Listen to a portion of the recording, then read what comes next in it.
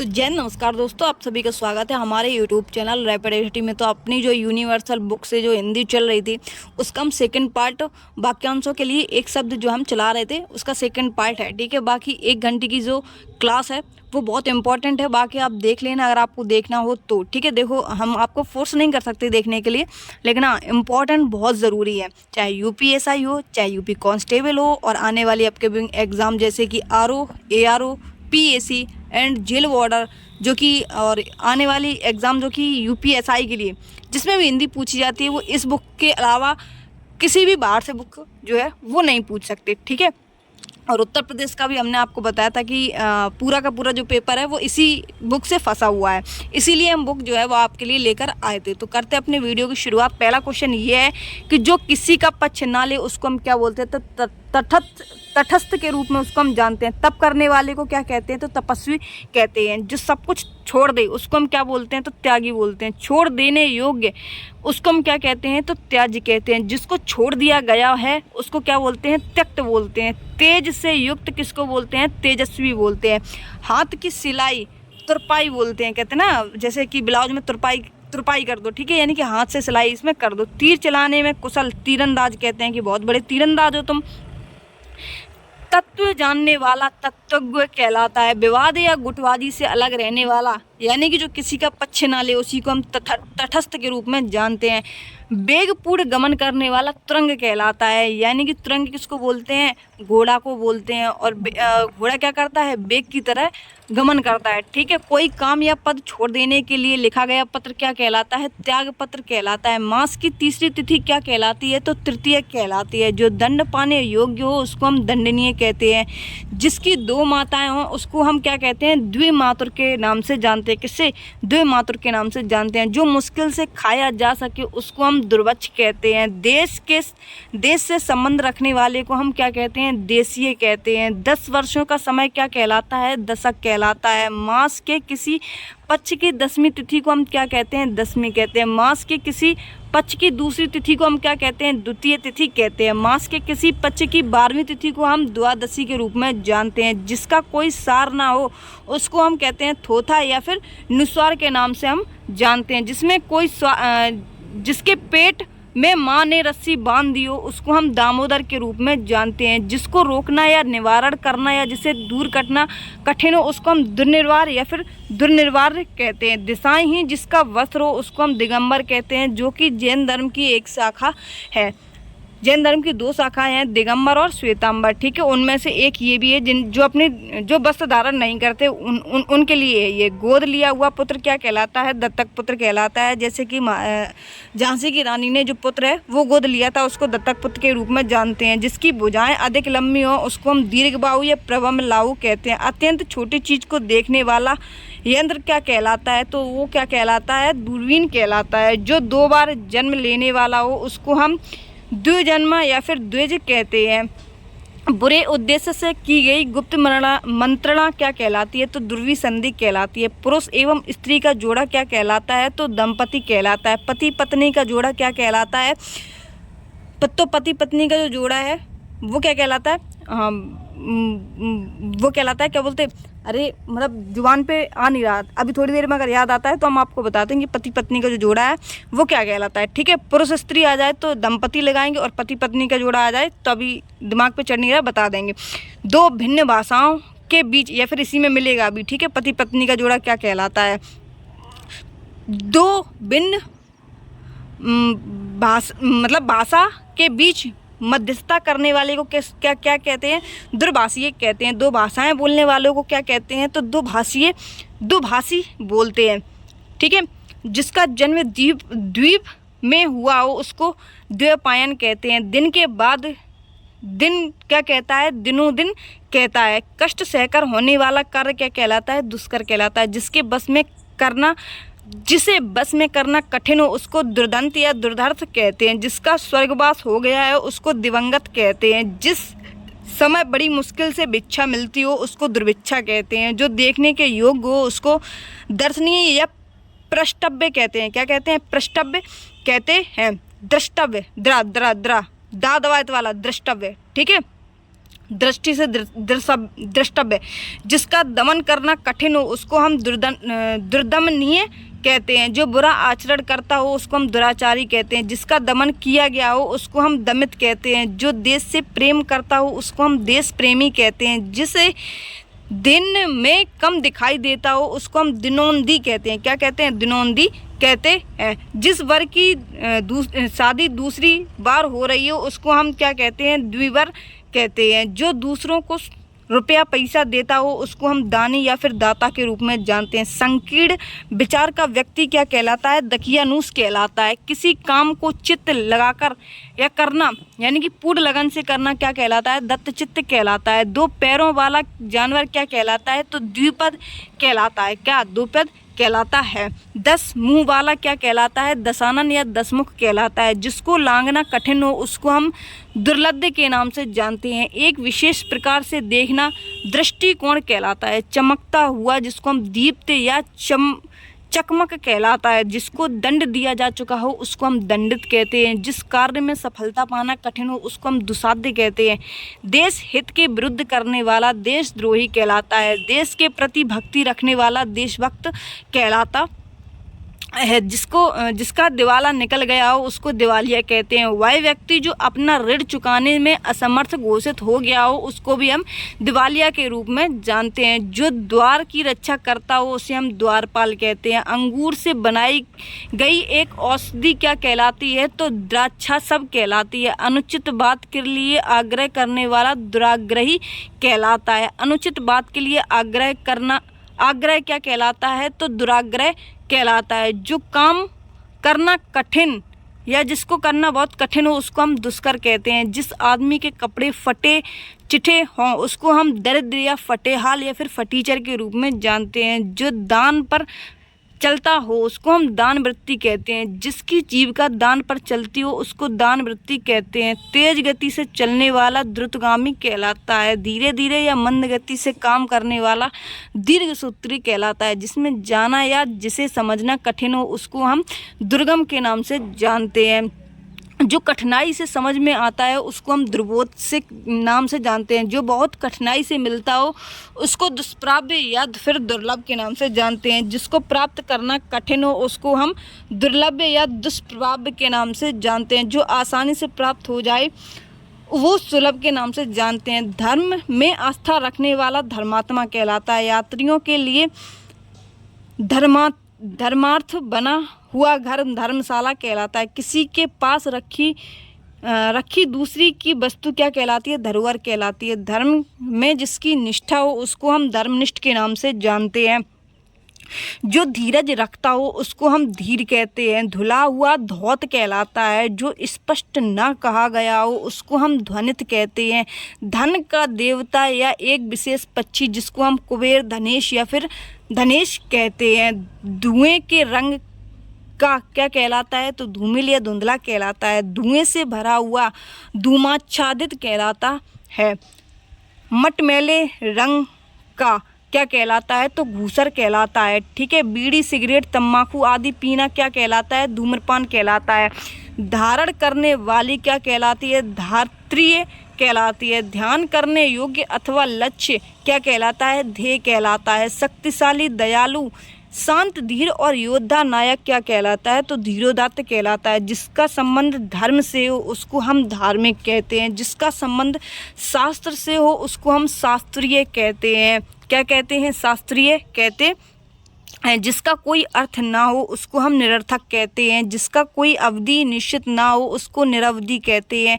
बिना स्वार्थ के कार्य करने वाला निस्वार्थी कहलाता है। जिससे किसी प्रकार की हानि ना हो उसको हम निरापद कहते हैं। जिसका कोई आकार ना हो उसको हम निराकार के रूप में जानते हैं। वह वस्तु जो नाशवान हो उसको हम नश्वर कहते हैं। रंगमंच के पीछे के पर्दे को हम क्या कहते हैं? तो नेपथ्य कहते हैं।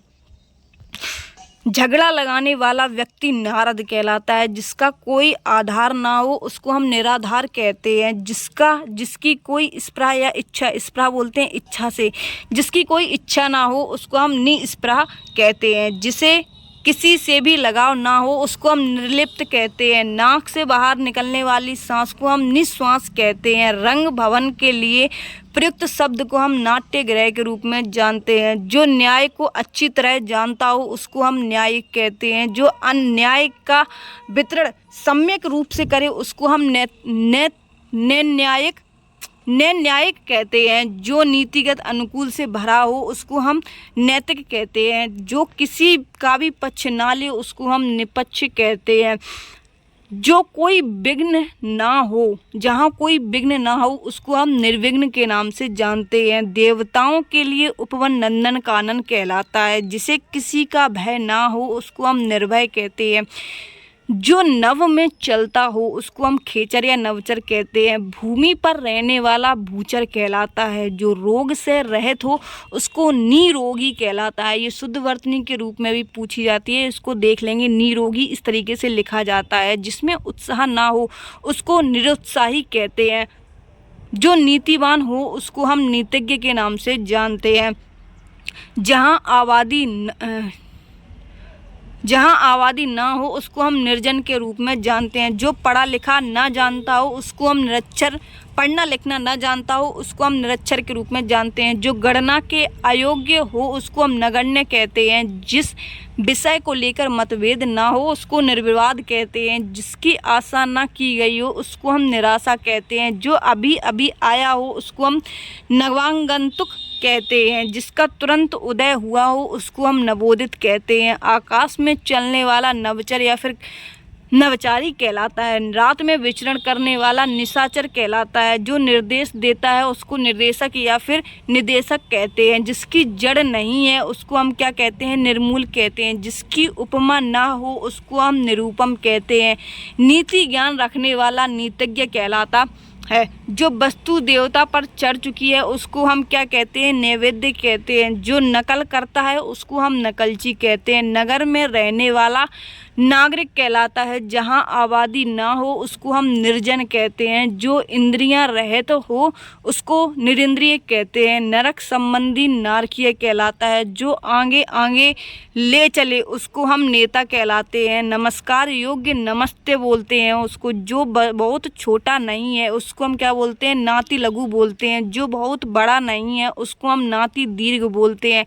जो आसानी से झुकाया जा सके उसको नमनीय बोलते हैं। सुबह शाम किया जाने वाला हल्का भोजन नाश्ता कहलाता है। जो किसी से डरता नहीं उसको निर्भीक कहते हैं। निम्न कोटि का क्या कहलाता है? तो निकृष्ट कहलाता है। क्या?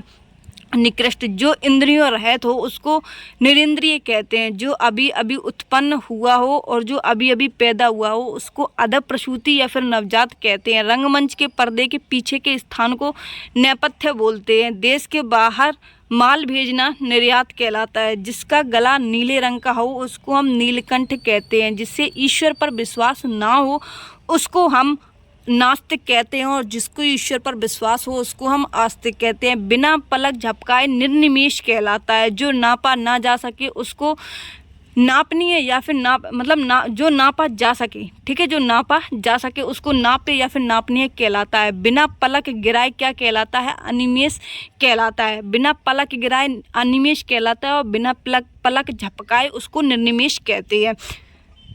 जो आमिष नहीं खाता है, आमिष क्या कहलाता है? जो आमिष नहीं खाता है उसको निरामिष कहते हैं। मांस से युक्त को हम क्या कहते हैं? सामिष। जो ममत्व से रहित हो उसको हम निर्मम बोलते हैं। जिसके हृदय में ममता ना हो उसको हम निर्मम बोलते हैं। जिसके हृदय में दया ना हो उसको हम निर्दय या फिर निष्ठुर के रूप में जानते हैं। पाप करने के बाद स्वयं दंड पाना क्या कहलाता है? प्रायश्चित कहलाता है। स्वयं की गलती के लिए हुआ दुख क्या कहलाता है? पश्चाताप कहलाता है। जिसका संबंध इस लोक से परे हो और परलोक से संबंधित हो तो उसको हम पारलौकिक कहते हैं। पूर्व दिशा क्या कहलाती है? प्राची कहलाती है। पश्चिम दिशा क्या कहलाती है? प्रतीची कहलाती है। उत्तर दिशा क्या कहलाती है? उदिति कहलाती है। हर 15 दिन के बाद होने वाला क्या कहलाता है? पखवाड़ा या पाक्षिक कहलाता है। वह व्यक्ति जिसने संन्यास ग्रहण किया हो उसको हम क्या कहते हैं? प्रव्रजित कहते हैं। जिसका उत्तर देखकर खंडन किया गया हो उसको हम प्रत्युक्त कहते हैं। जवाब का जवाब प्रत्युत्तर कहलाता है। जो अपने पद से हटाया गया हो उसको हम पदच्युत कहते हैं। जो पूजने योग्य हो उसको हम पूजनीय या फिर पूज्य कहते हैं। आँखों के सामने घटित घटना प्रत्यक्ष कहलाती है। जो व्यक्ति विदेश में रहता हो और जो अपनी जन्मभूमि को छोड़कर विदेश में रहता हो उसको हम प्रवासी कहते हैं। जो ज्ञात इतिहास से पहले का हो उसको हम प्राग ऐतिहासिक कहते हैं। जो गिरा हुआ हो उसको हम क्या कहते हैं? पतित कहते हैं। शिष्य का शिष्य प्रशिष्य कहलाता है। बहुत दिन पहले ब्याही स्त्री को क्या कहते हैं? तो प्रौढ़ा कहते हैं। सख्य भाव मिश्रित अनुराग क्या कहलाता है? प्रणय कहलाता है। पृथ्वी के 3 और पानी वाला स्थान प्रायद्वीपीय कहलाता है। पिंड के रूप में जन्म लेने वाला पिंडज कहलाता है। जो किसी बात का तुरंत उत्तर दे दे उसको प्रत्युत्पन्न मति कहते हैं। जो पूछने योग्य हो उसको प्रष्टव्य कहते हैं। पृथ्वी से संबंध क्या कहलाता है? पार्थिव कहलाता है। जो पराये का हित चाहता हो उसको परोपकारी कहते हैं। पुस्तक की हाथ में लिखी प्रति पांडुलिपि कहलाती है। पर्ण जिसको पत्ता कहते हैं, पर्ण से बनी हुई कुटी पर्णकुटी कहलाती है। मार्ग में खाने के लिए भोजन या फिर खाद्य सामग्री पाथे कहलाती है। दूसरों पर उपकार करने वाला परोपकारी कहलाता है। किसी प्रतियोगिता में विजयी होने के लिए दिया जाता है तो उसको पारितोषिक कहलाते हैं। जिसका पहले प्रयोग किया जा चुका हो तो उसको प्रायोगिक कहते हैं। विज्ञान के प्रयोग के लिए सामग्री युक्त स्थान क्या कहलाती है? प्रयोगशाला कहलाती है। पर्वत की ऊंचाई आदि का पता लगाने वाला अभियान दल पर्वतरोही दल कहलाता है। जहां अनेक प्रकार की वस्तुएं दर्शनीय रखी गई हो उसको हम प्रदर्शनी कहते हैं। किसी बड़े आदमी के निधन की वार्षिक तिथि पुण्य तिथि कहलाती है। जो पूरे समय कार्य करता है उसको हम पूर्वकालिक कहते हैं। जिसने प्रतिष्ठा प्राप्त कर ली हो उसको प्रतिष्ठित या लब्ध प्रतिष्ठित कहते हैं। दूध, दही, घृत, शर्करा, मधु मिश्रित पदार्थ जो देवता यानी भगवान के स्नान हेतु बनाया गया हो उसको हम क्या कहते हैं? पंचामृत कहते हैं। जो दायर मुकदमे का प्रतिवादी या बचाव करे उसको हम प्रतिवादी कहते हैं। पक्ष की पहली तिथि प्रतिपदा कहलाती है। चोट के बदले चोट प्रतिघात कहलाता है। एक मतवाद जिसमें जीवन की सच्चाई और कठिन से भागने की प्रवृत्ति हो उसको पलायनवाद कहते हैं। ठीक है। कही हुई बात को बार बार कहना क्या कहलाता है? तो पुनरुक्ति कहलाती है। पिता से प्राप्त हुई संपत्ति पैतृक संपत्ति कहलाती है। जिसकी परीक्षा की जा चुकी हो उसको हम परीक्षित कहते हैं। प्रयत्न करना जिसका स्वभाव हो उसको हम प्रयत्नशील कहते हैं। जो पचा दे उसको हम पाचक कहते हैं। जो स्वीकृत किया जा चुका हो उसको हम स्वीकृत कहते हैं। ग्रंथ के वे बचे हुए अंश जो प्रायः अंत में जोड़े जाते हैं उसको परिशिष्ट कहते हैं। अधिकार प्राप्त वक्ता को हम प्रवक्ता कहते हैं। पशु संबंधी पार्श्विक कहलाता है। ऐतिहासिक युग के पूर्व का हम प्रागैतिहासिक कहलाते हैं। ऐसा दृश्य जिसे देखकर हंसा जाए उसको प्रहसन कहते हैं। जिसका हल जल्दी मालूम ना हो उसको हम प्राहेलिका कहते हैं। जिसको पुरस्कार प्राप्त हुआ हो उसको हम पुरस्कृत कहते हैं। जिसका प्रतिपादन किया जा सके उसको हम प्रतिपाद्य कहलाते हैं। जिसके आधार पर दूसरों को नापा जाए उसको प्रतिमान कहते हैं। जो दूसरों के आगे बढ़ने का प्रयत्न करता हो उसको प्रतिस्पर्धा कहते हैं। प्रार्थना करने वाला प्रार्थी कहलाता है। जो दूसरों पर आश्रित हो उसको पराश्रित बोलते हैं। जो दूसरों के अन्न पर पलता हो उसको परानन्न भोजी कहते हैं। जो दूसरों की भलाई चाहता हो उसको परमार्थी बोलते हैं। पिता का भाई पितृव्य बोलते हैं। प्रकृति संबंधी प्राकृतिक बोलते हैं। गुण पुरुष का गुण पुरुषतत्व बोलते हैं। विशेष रूप से उन्नत प्रोन्नति या फिर प्रोन्नत बोलते हैं। प्राप्त करने की इच्छा प्रेप्सा बोलते हैं। देखने योग्य प्रेक्षणीय बोलते हैं। प्रसन्न करने के लिए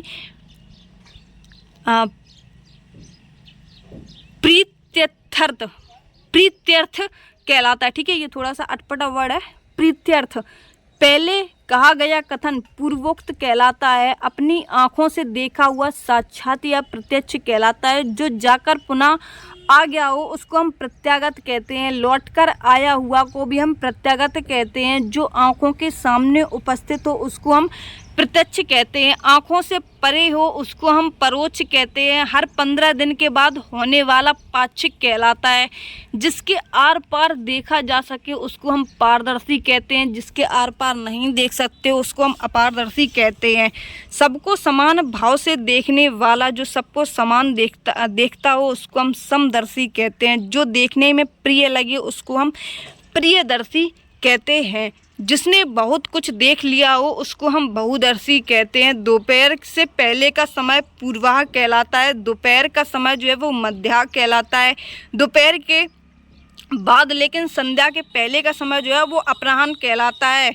संध्या एवं रात्रि के बीच के समय जो होती है जब सूर्य ढलता है उसको हम क्या कहते हैं? गोधली बेला कहते हैं।